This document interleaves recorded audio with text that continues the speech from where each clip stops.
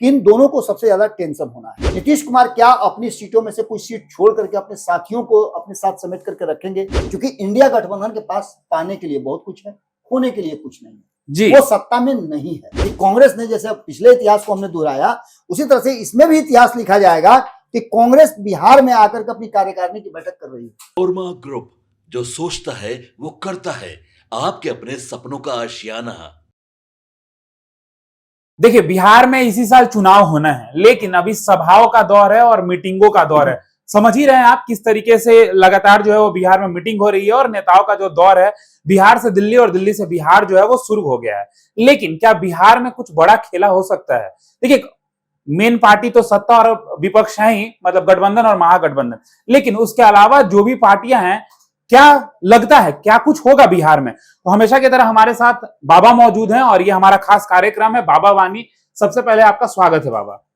मेरे ही वाणी में आप मेरा ही स्वागत इसलिए स्वागत कर रहे हैं क्योंकि आपसे हम लोगों को लगातार सीखने को मिलता है। और अभी भी जब हम लोग खबर के पहले बातचीत कर रहे थे तो इस खबर में बहुत सारी जानकारियां होती है जो हम आपसे पूछते हैं, जानकारी लेते हैं, सर्च करते हैं। तो स्वागत करना, प्रणाम करना, नमस्ते करना, तो ये हम लोगों को आप सिखाते हैं, तो ये तो जरूरी है ना। चलिए, ये तो नई पीढ़ी का संस्कार है। हाँ, एक जेनजी भी सुने होंगे आप।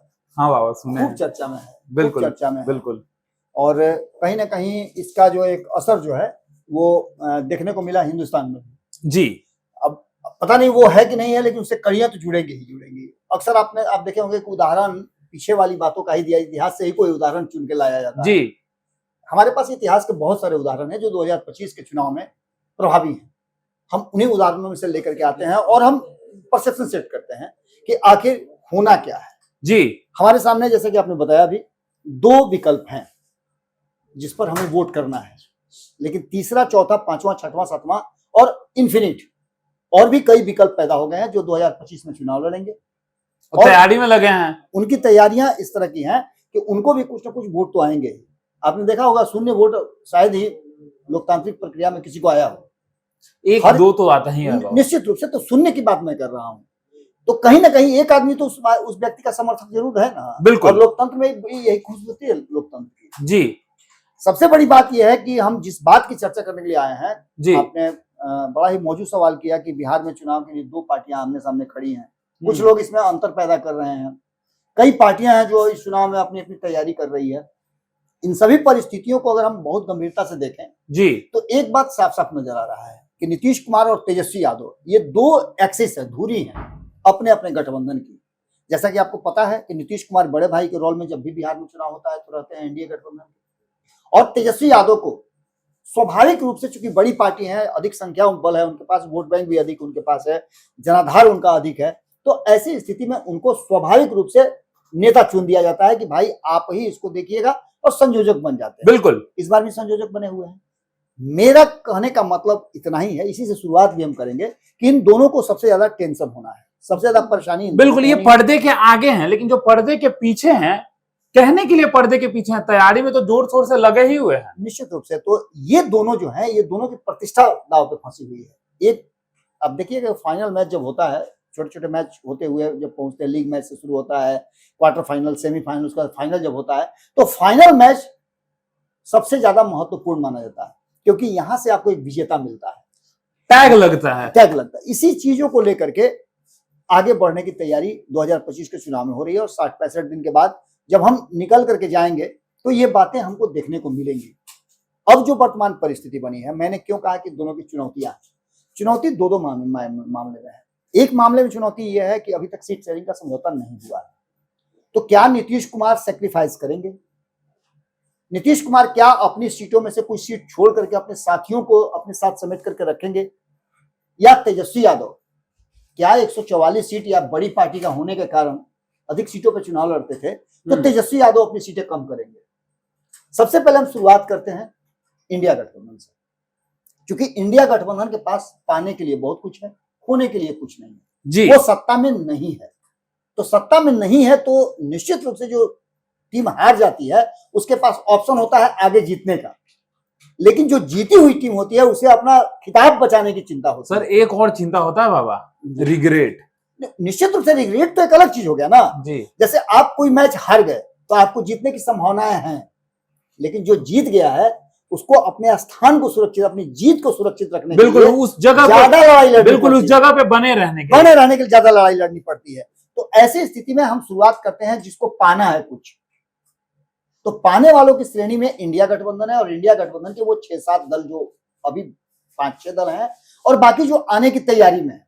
जैसा कि आपने सुना भी होगा कि इंडिया गठबंधन का कुनबा बढ़ाने की तैयारी शुरू हो गई है, और कांग्रेस ने सरेंडर कर दिया है कि भैया आपको जिसको लाना है ले आइए, मेरी सीटें जो है 70-76 हमने उम्मीदवार फाइनल कर लिया है, अब हम इससे इधर उधर नहीं जाएंगे। नहीं तो आप समझिए दीपक कि आजादी के बाद या आजादी के भी पहले से बिहार को, पटना को कांग्रेस ने वो तरजीह नहीं दिया कि पटना ऐसी जगह है जहां बैठ करके वो मीटिंग कर सके। ये पहली बार आजादी के बाद हो रहा है 2025। ये भी इतिहासों के पन्नों पर लिखा जाएगा कि कांग्रेस ने, जैसे पिछले इतिहास को हमने दोहराया, उसी तरह से इसमें भी इतिहास लिखा जाएगा कि कांग्रेस बिहार में आकर के अपनी कार्यकारिणी की बैठक कर रही है। सर बाबा, जब हम रोड से आ रहे थे तो आज देखे भी कई जगह पोस्टर्स लगे थे सीडब्ल्यूसी मीटिंग को लेकर, बिल्कुल कांग्रेस के कई झंडे लगे हुए थे, कार्यकर्ता भी कुछ कुछ थे। तो बिल्कुल आपने सही कहा, जो ये पहली बार हो रही है बिहार में, कहीं ना कहीं विपक्ष जो है खुद को मजबूत करने में लगा है। निश्चित, इसमें कोई दो राय नहीं है। देखिए सीधी सी बात है कि हम 2 दिन पहले भी खबर कर रहे थे, मैंने सबसे पहले खबर किया था, मैंने बताया था कि कब कब बिहार में कार्यकारिणी की बैठक हुई। 3 बार अब तक हो चुका है, जब से कांग्रेस की स्थापना हुई तब से, और इस देश की सबसे पुरानी पार्टी कांग्रेस है जी। आज भी कांग्रेस का कैडर है वो फिनिक्स की तरह है। आपने देखा होगा जब जब कांग्रेस कठिन परिस्थितियों में आई है तो अचानक से पैदा हो जाती है, बिल्कुल उग जाती है। बिल्कुल। जैसा कि 2024 के चुनाव में भी देखने को मिला कि थोड़ा सा उपनती जरूर है। कांग्रेस को ऐसा लगता है कि बिहार में अगर वो फतह कर लेती है या बिहार में अपने संगठन को पैरेलली मजबूत कर लेती है, तो आने वाले समय के लिए कांग्रेस 2029 का चुनाव हो, 1 नेशन 1 इलेक्शन हो, या और भी जो कुछ भी इस देश में होने वाला है, या अन्य राज्यों में जो आने वाले समय में चुनाव होने वाले हैं, वहां वो और मजबूती के साथ, एक विकल्प के साथ और एक सही थॉट प्रोसेस के साथ वो जा सकती है जी। इसलिए बिहार में कहीं ना कहीं एक बड़ी चुनौती जो है तेजस्वी यादव के लिए कांग्रेस बनी हुई है। दूसरी चुनौती कांग्रेस के साथ साथ वो दल हैं जो अपना अपना लिस्ट जो है एज अ मतलब संयोजक इंडिया गठबंधन के समक्ष रख रहे हैं, तेजस्वी यादव के सामने रख चुके हैं जी। 60 सीटों का अपना रिजल्ट जो लिस्ट है वो दे चुके हैं वीआईपी, 40 सीटों का अपना जो डाटा है वो दे चुकी है वाम दल। तो ऐसी स्थिति में आप समझ सकते हैं कि ये चुनौती सबसे बड़ी अगर किसी के पास है तो तेजस्वी यादव की है, लेकिन इन सबसे बड़ी चुनौती उनके साथ आ गई है उनका परिवार। बिल्कुल, जिस तरह से उनके परिवार में विद्रोह हुआ है, तेजस्वी यादव ने तेज प्रताप यादव के बाहर निकलने के बाद कई बार अच्छी बातें कही हैं, और तेज प्रताप ने भी इन सब बातों को भुला करके कहा है कि नहीं वो मेरे छोटे भाई हैं, मुख्यमंत्री बने, हमको कोई दिक्कत नहीं है। उन्होंने अपने भतीजे के नाम पर अपनी सारी संपत्ति लिखने की बात भी कही थी। ये सभी बातें बड़ी नॉर्मल चल रही थी, लेकिन जैसे इसमें एंट्री हो गई है रोहिणी आचार्य की, और रोहिणी आचार्य ने जो बात कही है उसके बाद से परिवार में एक विस्फोट हुआ है। लेकिन रोहिणी आचार्य का जो इन चीजों में एंट्रेंस है देखा गया, इसका सबसे बड़ा कारण जो है बाबा दिखाई पड़ता था संजय यादव। देखिए व्यक्ति तो है ही, और व्यक्ति से ही शुरुआत होती है। मैंने एक खबर किया है यति के साथ, जिसमें मैंने महाभारत 2025 में पूरा उसका विश्लेषण किया है कि महाभारत से मैंने जोड़ करके दिखाया है कि जब महाभारत हुआ था तब क्यों हुआ था, महाभारत के पीछे का कारण क्या था, कैसे महाभारत हुआ, वो भी एपिसोड आप देखेंगे तो आपको अंदाजा लग जाएगा कि वर्तमान परिस्थिति क्या है। सबसे ज्यादा अगर कोई इस 2025 के चुनाव में निश्चिंत हुआ करता था वो थे तेजस्वी यादव, क्योंकि जितने भी सर्वे रिपोर्ट आज से 20 दिन पहले, 1 महीना पहले जो आते थे, आज हम बात कर रहे हैं 23-24 तारीख को, और इस 24 तारीख के बीच में जो बातें हो रही हैं, ये बातें अगर आप 1 तारीख तक लेकर के जाएं तो वहां परिस्थितियां कुछ दूसरी थी जी। लेकिन जैसे ही एसआईआर लेकर के आप आए और एसआईआर पर आपने घेरने का कोशिश किया, एक संवैधानिक संस्था को छोड़ करके उसके फैसले को लेकर के आपने किसी पार्टी को घेरा, और ये उल्टा पड़ गया दांव। इतना उल्टा पड़ गया कि लोगों ने कहा कि मेरा कोई वोट चोरी नहीं हुआ है। बिल्कुल, कई जगह जब हम चुनावी यात्रा में थे, जब लोगों से बातचीत कर रहे थे तो वो कह रहे थे कि हमारा तो कोई वोट ही चोरी नहीं हुआ है। बिल्कुल, और जिनका चोरी हुआ है उनसे पूछिए कि क्या दिक्कत हुआ है, क्या चोरी हुआ है उनका। ऐसा गिने चुने लोग होंगे इससे 140 करोड़ या कहा जाए तो 14 करोड़ बिहारियों में जो 50% लगभग 3.5 करोड़ से माफ कीजिए 7.5 करोड़ के आसपास जो वोटर हैं, उन वोटरों की बात अगर हम करें तो उनमें से अगर 65-70 लाख लोगों का नाम कटा हुआ है जी, तो उसमें बहुत सारी बातें हैं। रीजन दी गई है, आप देख सकते हैं, वेरीफाई कर सकते वो हैं। सारा लिस्ट मौजूद है कि आपका नाम कटा है तो क्यों कटा है। बिल्कुल, और इसमें से पब्लिक डोमेन में है बाबा। बिल्कुल अधिकांश ऐसे नाम हैं जिसमें से 60-70% नाम ऐसे हैं जो 2 जगह 3 जगह नाम जुड़े हुए थे। बाबा अब आते हैं उन विषयों पे जो दर्शक इंतजार कर रहे हैं कि आखिर वो कौन ऐसे छुपे रुस्तम पार्टियां हैं जो कहीं ना कहीं एक बड़ा बदलाव कर सकती है अगर उनको अपने साथ वो रखे तो, क्योंकि तैयारी में है, लगातार उनकी बातचीत हो रही है, चर्चाएं हो रही है। तो एक एक करके हम चाहते हैं कि आप दर्शकों को बताएं कि किस तरीके से उनकी तैयारी चल रही है और कैसे वो तेजस्वी यादव को चुनौती देने जा रहे हैं अगर वो नहीं माने उनको साथ रखने के लिए। तो देखिए इन्हीं चुनौतियों की बात कर रहे हैं। मैंने आपको 3 चुनौती पहले बता दी। पहले तो उनकी चुनौती जो है वो गठबंधन है जी, दूसरी गठबंधन की सबसे दूसरी नंबर की जो पार्टी है कांग्रेस है वो है, उसके फैसले हैं। तीसरा जो सीट शेयरिंग का जो लिस्ट उनको सौंपा मामला गया बिल्कुल है बिल्कुल वो बड़ी चुनौती है। उसके बाद उनकी चुनौती उनका परिवार है और जी। उससे भी बड़ी चुनौती है वो साथी दल जो जी। आना चाहते हैं कहीं ना कहीं इंडिया गठबंधन जी। में। और इंडिया गठबंधन में आने का मतलब यह है कि 2024 के चुनाव में जब मेरे साथ आप लड़े थे तो मेरा भी तो हिस्सा बनता है। बिल्कुल स्वाभाविक रूप से आप देख लीजिए तो झारखंड मुक्ति मोर्चा के साथ आप चुनाव लड़े थे, इंडिया गठबंधन के तहत ही लड़े थे जी, आपको जीत मिली। मैंने एक खबर किया था उसमें मैंने बताया भी था कि जब इंडिया गठबंधन के रूप में चुनाव लड़ा गया झारखंड में तो वहां भारतीय जनता पार्टी को सत्ता से दूर रखा गया। हेमंत सोरेन ने बड़ा ईमानदारी के साथ जो जिसकी हिस्सेदारी बनती थी वो सीटें दिया और कांग्रेस और राष्ट्रीय जनता दल के साथ वो चुनाव लड़े। बिल्कुल, और इनके भी लोगों को उन्होंने वहां मंत्रिमंडल में शामिल किया। अब वो चाहते हैं कि बिहार में भी, मैंने आपने सुना होगा ना कि कभी कभी ऐसा होता है कि भाई भाई में बंटवारा होता है और कहीं तड़का पर धन मिल जाता है। तड़का मतलब समझते हैं ना, बिल्कुल बिल्कुल नानी बिल्कुल। का और किसी का धन मिल जाता है तो वहां जाके एक परिवार बस जाता है। तो इसका मतलब ही नहीं होता है कि आपके घरे आगे उसको लाठी से खदेड़ दीजिएगा। एक रूम उसका रखा रहता है, आएगा तो बंटवारा में वो रूम उसको दिया जाता है, समझे। तो झारखंड जो है आपका पुराना साथी है, पुराना भाई है, उसने जब मांगा है बिहार के हिस्से में से तो उसको आपको देना पड़ेगा। आप झारखंड जाके लेते हैं तो उसको भी देना पड़ेगा। तो एक तो ये सबसे बड़ी चुनौती ये हो गई कि झारखंड मुक्ति मोर्चा जब चुनाव लड़ेगा तो उसको कौन देगा सीट, किसके हिस्से से? बिल्कुल, तो किसके हिस्से से सीट मिलेगा। तो हाथ खड़ा कर दिया है कांग्रेस ने कि भैया आप ज्यादा सीट वाले हैं, आप ही दीजिए ना, मेरे पास तो पहले ही कम सीट है, हमको 100 में लड़ना है, हमको 17 को चाहिए। तो हमको तो निश्चित रूप से अब एक चॉकलेट है आप कह रहे हैं कि वो भी दे दो तो हम बिल्कुल हम कैसे खाएंगे बाबा। तो यहाँ जो आकर के कहीं ना कहीं तेजस्वी यादव की मुश्किलें बढ़ रही हैं। टेंशन में तेजस्वी यादव रहेंगे और चुनौती भी उनके सामने है कि कैसे उनको एडजस्ट करेंगे। इसके अलावा उनकी बड़ी चुनौती IIM है, AIMIM जो है वो इस चुनौती को लेकर के जिस तरह से काम कर रही है कि आपने देखा होगा कि पहले उन्होंने चिट्ठी लिखा, फिर वो ढोल नगाड़ा उनके घर पर बजाया, फिर कहा कि आप भाजपा को जिताना चाहते हैं, ये भी ब्लेम लगा दिया। बिल्कुल, बड़ी चुनौती ये है कि भाई उसके साथ एडजस्टमेंट कैसे होगा। और अब ओवैसी जो है बिहार आ गए। अब समझिए कि बिहार जब आ गए हैं तो बिहार में लगातार वो सीमांचल और अन्य क्षेत्रों में चुनाव लड़ना चाहते हैं सभा। उन्होंने कहा भी है कि 200 सीटों पे हम चुनाव लड़ेंगे, अलग अलग लोगों को, जिन लोगों को इंडिया गठबंधन में जगह नहीं मिलेगा उन सभी को लेकर लड़ेंगे। पिछली बार भी ऐसा किया था उन्होंने, पिछली बार भी 6 को सीट जीत करके अपने गठबंधन से आए थे वो जी, लेकिन हो सकता है कि और आरजेडी ने तोड़ ली थी। फिर वो तो बट नेचुरल है कि जब छोटा कुनबा रहता है तो जानते हैं कि छोटी मछलियां बड़ी मछलियों को खा जाती है। तो कहीं यही तो नहीं सोच रहे ना तेजस्वी यादव कि AIMIM को क्यों हम अपने साथ रखे, ये लोग लड़वाएंगे फिर कर लेंगे। निश्चित रूप से वो तो एक अलग मसला ही है, लेकिन आप समझिए कि अगर आप टुकड़े में बटे हुए हैं तो आपको तोड़े जाएंगे। बिल्कुल, मैंने उस पर आपको बताया भी था। अब जो परिस्थिति बनी है उसके बाद सबसे बड़ी बात है कि JMM के साथ साथ समाजवादी पार्टी को भी इच्छा है कि हमारा भी हिस्सा सटा हुआ है। बसपा भी चुनाव लड़ने के लिए तैयार है, बसपा तो करीब 243 को उतारेंगे, इसको भी एडजस्ट किया जा सकता था। तो ये चुनौतियां तो हैं। इसके बड़ी चुनौती अब इंडिया गठबंधन को एनडीए गठबंधन से है। नीतीश कुमार जिनको कहा जा रहा है कि थक गए हैं, हार गए हैं, बीमार हैं, वो नीतीश कुमार ने कमाल कर दिया है। आप देखे होइएगा कि सचिन तेंदुलकर जब खेलता था क्रिकेट मैच तो सचिन तेंदुलकर के साथ साथ नए प्लेयर्स आते थे। बिल्कुल, लेकिन जिस दिन सचिन तेंदुलकर चल जाता था उस दिन कोई दूर दूर तक नजर नहीं आता था। यानी कि गुलाटी मारना, अब इसको उपमा नीतीश कुमार से नहीं लिया जाए, लेकिन कहा जाता है कि हमारे यहाँ कहावत कि बंदर बूढ़ा भी हो जाए तो गुलाटी मारना नहीं छोड़ता है। और बिल्कुल प्रेशर और मुश्किल में उन्हीं का नाम आता है जो मजबूती से उभरते हैं। निश्चित रूप से।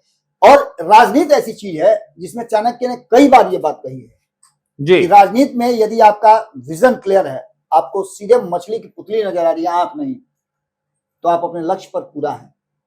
नीतीश कुमार का लक्ष्य एक ही है और वो है बिहार की कुर्सी और उस कुर्सी पर बैठ करके विकास करना। इसके लिए नीतीश कुमार ने कई चुनौतियों का सामना किया है। एक चुनौती उनके सामने, सबसे बड़ी चुनौती यह है कि जो उन्होंने वादा किया है लोगों से, जी करीब 2 दर्जन के आसपास उन्होंने वादे किए हैं। जी इन 2 दर्जन के वादों के साथ साथ वो कभी भी CCC से समझौता नहीं किए हैं, क्राइम, करप्शन और कम्युनिज्म से। भाजपा को कॉम्युनल पार्टी कहने वाले लोग नीतीश कुमार के साथ रहते हुए भाजपा को नहीं कह पाते हैं, क्योंकि नीतीश कुमार खुद में एक सेकुलर व्यक्ति हैं बिल्कुल और सबसे बड़े समाजवादी की उपाधि भी उनको प्राप्त है। इन सबके अलावा जो नीतीश कुमार ने 24 घोषणाएं की हैं, उन घोषणाओं को लागू कराना उनकी सबसे बड़ी जिम्मेवारी है और वो सुचारू रूप से चलता रहे, क्योंकि नीतीश इसी के लिए जाने जाते हैं। यही काम नीतीश कुमार से सीख करके कह लीजिए या फिर मोदी की आइडियोलॉजी कह लीजिए, मोदी ने भी किया है कि जिन योजनाओं को उन्होंने लागू किया है उस योजनाओं को कैसे चलाया जाए। जैसे आप देख लीजिए PDF, बिल्कुल जब लोगों को अनाज देने की बात है, एक विकट परिस्थिति में देने की शुरुआत हुई, लेकिन आज भी वो सिलसिला जारी है। उज्ज्वला योजना, गैस देने की जो परंपरा थी, आज भी वो जारी है। ये इस तरह की कई योजनाएं हैं, वो जारी हैं। ऐसे में नीतीश कुमार को भी जो फैसले किए हैं 10,000 रुपया महिलाओं के खाते में देकर के उनका जीवन स्तर, और हमने तो सवाल किया ही है महिलाओं से, और महिलाओं का किस जी। तरीके से रिएक्शन है। आप हमारे चैनल पे अगर देखने जाएंगे तो व्यूज में अगर आपको सबसे ज्यादा दिखेंगे तो उन महिलाओं की बातों को लेकर जब आप सोचेंगे और समझेंगे, जब हम महिलाओं से सवाल कर रहे थे कि 10,000 को लेकर क्या करेंगे, तो कह रही थी कि बकरी खरीदेंगे, नहीं होगा तो कोई रोजगार करेंगे, सिलाई मशीन खरीदेंगे। बिल्कुल, तो कहीं ना कहीं बदलाव तो दिखाई पड़ रहा है। निश्चित रूप से। तो नीतीश कुमार की एक बड़ी जिम्मेवारी ये भी है कि जो योजनाएं उन्होंने शुरू की हैं उस योजनाओं को आगे कंटिन्यू करना, और इसके लिए नीतीश कुमार को एक बार फिर से बिहार की गद्दी पर बैठना होगा। ये उनकी सबसे बड़ी चुनौती है। एक तरफ चुनाव जीतने के लिए नीतीश कुमार को सत्ता से उतारने की जंग चल रही है, तो दूसरी तरफ नीतीश कुमार को सरवाइव कराने की जंग चल रही है। जी नीतीश कुमार और उनके नीतीश कुमार के साथ जितने भी बाकी के 4 दल हैं, उनका मकसद सिर्फ यही है। अब जैसे आप बात कीजिए चिराग पासवान की, चिराग पासवान के बारे में बहुत सारी बातें कही जा रही है। कोई कह रहा है कि पलट जाएंगे, कोई कह रहा है कि उखाड़ देंगे, कबाड़ देंगे, ये कर लेंगे, जनसुराज के साथ चले जाएंगे, सब कुछ कह रहा है। लेकिन उनका विजन क्या है? एट लास्ट देखा जाए तो बिहार फर्स्ट, बिहारी फर्स्ट उनका विजन है। क्या वो महिलाएं 10,000 रुपया लेकर के जो रोजगार करेंगी वो बिहारी नहीं है? बिल्कुल है। वो फर्स्ट नहीं हो रही हैं? क्या जिन 400 रुपये मिलने वाले अन्य लाभार्थियों को अगर 1100 रुपये मिलेगा तो क्या वो बिहारी नहीं है? वो फर्स्ट नहीं होंगे? कल 400 रुपये में अपना गुजर बसर करते थे, अब 1100 रुपया उनको मिलेगा। ये सारी परिस्थितियां कहीं ना कहीं नीतीश कुमार ने ऐसी इस तरह से पैदा कर दी। अब कोई इसमें ये भी कह सकता है कि हमारा नकल की है। अरे भाई, तो अभी तो कहीं हर से नकल काम किए हैं। हर काम किसी ना किसी का नकल ही होता है। लेकिन बाबा एक और बात है, नकल करने के लिए भी तो अकल चाहिए। बिल्कुल। तो ये सभी परिस्थितियां जो बनी हैं, उन परिस्थितियों में आपने देखा होगा कि भारतीय जनता पार्टी ने नीतीश कुमार के सामने एक बार फिर से ये प्रस्ताव रख दिया है कि जो करना है, जैसे करना है, आपको करना है। बिहार में आप हमारे अगुवा हैं, आप बिहार को जैसे ले चलना है, जिस रास्ते ले चलना है, हमको विकास से मतलब है। लोग विकास करें और केंद्र की तरफ से जो आपको सहयोग चाहिए, हम बिना शर्त आपको देने के लिए तैयार हैं। बिल्कुल, ये दिख भी रहा है और हो भी रहा है। अब ऐसी स्थिति में एक चुनौती है इंडिया गठबंधन के पास कि आपस में सामंजस्य बिठा करके कैसे नीतीश कुमार को उतारें, इसके लिए चुनौती उनकी बढ़ रही है। आपस के झगड़ा को कैसे समाप्त किया जाए, परिवार से लेकर के पार्टी तक और पार्टी से लेकर के गठबंधन तक, उसकी समस्या है। तो दूसरी तरफ एनडीए गठबंधन में किसी तरह की कोई समस्या नहीं है, सिर्फ एक चुनौती है, और वो चुनौती है कि एक बार फिर से सत्ता में आकर के 25 से लेकर के 30 तक बिहार को विकसित राज्य के श्रेणी में लेकर के आना। अब इसमें बिहार की जनता क्या कह रही है, ये आपने जैसा कि बताया कि हमारी टीम जब सर्वे के लिए जा रही है, या और भी चैनलों पे आप देख सकते हैं कि जब लोगों से आप पूछ लीजिए कि वोट चोरी से लेकर के जो नीतीश कुमार ने लोगों को बांटा है, लोगों को योजनाएं बना करके लोगों को बेहतर जीवन के लिए जो चीजें दी है, उससे कितना संतुष्ट है और उसके परिणाम क्या हो सकते हैं। बिल्कुल बाबा, एक और पार्टी है जो हम चाह रहे हैं जानने के लिए आपसे, और वो नेता जो है वो उभरते हुए दिखाई पड़ रहे हैं, आईपी गुप्ता। लगातार उनकी भी चर्चा हो रही है बिहार में। और अगर बात किया जाए तो प्रशांत किशोर रैली किए थे, आईपी गुप्ता रैली किए थे। लगातार जिस तरीके से आईपी गुप्ता की रैली में जो भीड़ आई थी, जो लोग पहुंचे थे, तो कहीं ना कहीं आईपी गुप्ता के पास भी, जब हम उनका भी इंटरव्यू कर रहे थे तो हम उनसे पूछे थे कि आपके दोनों हाथ में लड्डू है, इधर से भी उधर से भी। जी। लेकिन क्या लगता है आईपी गुप्ता किधर जाएंगे? देखिए, आईपी गुप्ता के लोगों में, आईपी गुप्ता के प्रयास में कोई कमी नहीं है, लेकिन आपको आइदर इधर आइदर इधर, आपको ये तय करना होगा कि युद्ध में आप किसके साथ हैं, पांडवों के साथ हैं या कौरवों की सेना में हैं।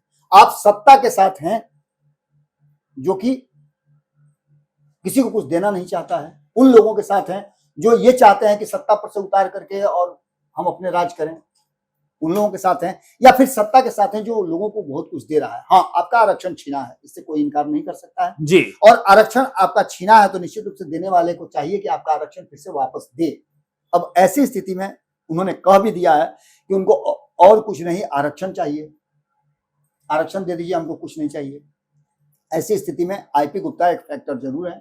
और किधर वो जाते हैं, आपने जैसे पूछा भी कि दोनों हाथ में लड्डू है, निश्चित रूप से उनके दोनों हाथ में लड्डू है, लेकिन उनको ये फैसला करते समय बहुत सोच समझ के फैसला करना होगा कि वो जिसके साथ भी जा रहे हैं उसके पास साथ जा करके क्या वो अपने लोगों को वो अधिकार दिला सकते हैं, वो बात पूरी करा सकते हैं जिसके लिए वो संघर्ष किए। इतना सारा उन्होंने अपना जीवन के साथ साथ आम लोगों के जीवन, जो उनके जाति के लोग हैं, उन लोगों के जीवन में भी एक नया क्रांति लेकर ला करके पैदा किया।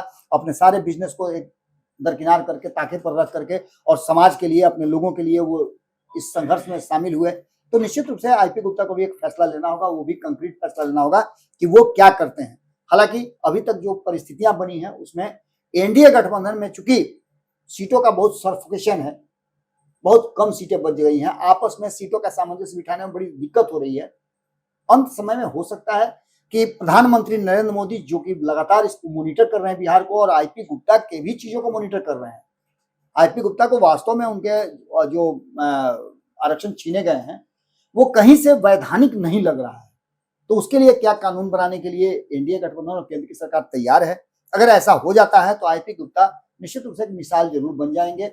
और अगर इसमें कहीं भी थोड़ा सा भी भारतीय जनता पार्टी और केंद्र की सरकार या नीतीश कुमार सोचते हैं, क्योंकि नीतीश कुमार ने कोशिश किया था कि इसको जाकर के रिव्यू पिटीशन में जाकर के इसको फिर से वापस लाया जाए, और विधानसभा में भी सवाल उठाए गए थे, और ये सवाल अब लोकसभा का भी सवाल बन गया है। ऐसे में देखना दिलचस्प ये होगा कि आईपी गुप्ता क्या फैसला करते हैं। आईपी गुप्ता अंतिम समय में फैसला करेंगे, क्योंकि उनको पहले अपने लोगों को आरक्षण दिलवाना है, और ये आरक्षण जो सत्ता में है केंद्र की वही दे सकती है। तो निश्चित रूप से आईपी गुप्ता को भी ये फैसला बहुत सोच समझ के करना है। तो चलिए अब ये देखना दिलचस्प होगा कि जो महागठबंधन की जो टेंशनें हैं जो लगातार बढ़ते दिखाई पड़ रही है वो कैसे कम होगा, और तेजस्वी यादव कैसे इन चीजों को टैकल करेंगे। आप देखिए हमारा खास कार्यक्रम बाबा वानी देख रहे थे, तो तमाम ऐसे ही खबरों के लिए हमारे साथ बने रहे। भारत लाइव देख रहे थे आप, धन्यवाद। आपके सपनों को हमने सजाया है, ई होम्स पैनोरामा को हमने बनाया है। ई होम्स मेरा एक सपना था जिसपे मैं पिछले 4 साल से काम कर रहा था। हमने जो बनाया है वो सबने है माना। ई होम्स पैनोरामा में हो आपका भी आशियाना। और फाइनली हमने 2021 में इस प्रोजेक्ट को लॉन्च किया। बहुत लोग अप्रिशिएट कर रहे हैं कि पूर्णिया जैसे शहर में, बिहार के, एक तो बिहार की बात करें उसमें भी पूर्णिया जैसे छोटे जगह में इस तरह का लाइफस्टाइल देना, ये सुन के हम लोगों को बहुत अच्छा लगता है। ई होम्स में हमने कुछ और भी किया है, जैसे हम जिस जगह में रह रहे हैं हमारे फैमिली सिक्योर हो, उनको सिक्योरिटी का ध्यान में रखा है। आपकी सुविधा और सुरक्षा आपके लिए खास है, ये आपका विश्वास है। इसमें आर्टिफिशियल इंटेलिजेंस का 7 लेयर सिक्योरिटी का हमने इस्तेमाल किया है। लस ग्रीन कैंपस को बनाया है, यदि हमारा बाउंड्री वाल है तो वो वर्टिकल गार्डन है। ये जितनी भी फैसिलिटी होता है एक इंटरनेशनल टाउनशिप में ई होम्स है, ये हम लोग विश्वास नहीं कर पा रहे हैं। जो भी हमारे मित्र दोस्त या जो भी हमारे बाहर के बाहर आते हैं तो हम लोगों को बहुत अच्छा सुनने को मिलता है और बहुत अच्छा क्रेडिट मिल रहा है। वो सारा हमने सिर्फ एक बिल्डिंग नहीं बनाया, हमें एक बहुत अच्छा लाइफस्टाइल दिया ई होम्स में, और मेरा एक सपना था जिसको मैं आज फुलफिल होते हुए देख रहा हूँ। ये आपका आवास है। ई होम्स पैनोरामा में अब आपका निवास है। E Homes Panorama, luxurious lifestyle redefined. Panorama Group, जो सोचता है वो करता है। अगर ये वीडियो पसंद आई और वह बिहार के राजनीति और बिहारियत से सरोकार रखेनी तो सब्सक्राइब बटन दबा के चैनल के सब्सक्राइब कर ली। ओजे एगो घंटी बा, ओकरा बटन दबा देला से कुल सटीक और मारक खबर रुआ मुफ्त में मिल जाई। अगर रुआ पत्रकारिता के हमनी के नया प्रयोग में सहयोग कर चाहतानी तो ज्वाइन बटन दबा दी। पेटीएम नंबर नोट कर ली 9386816700।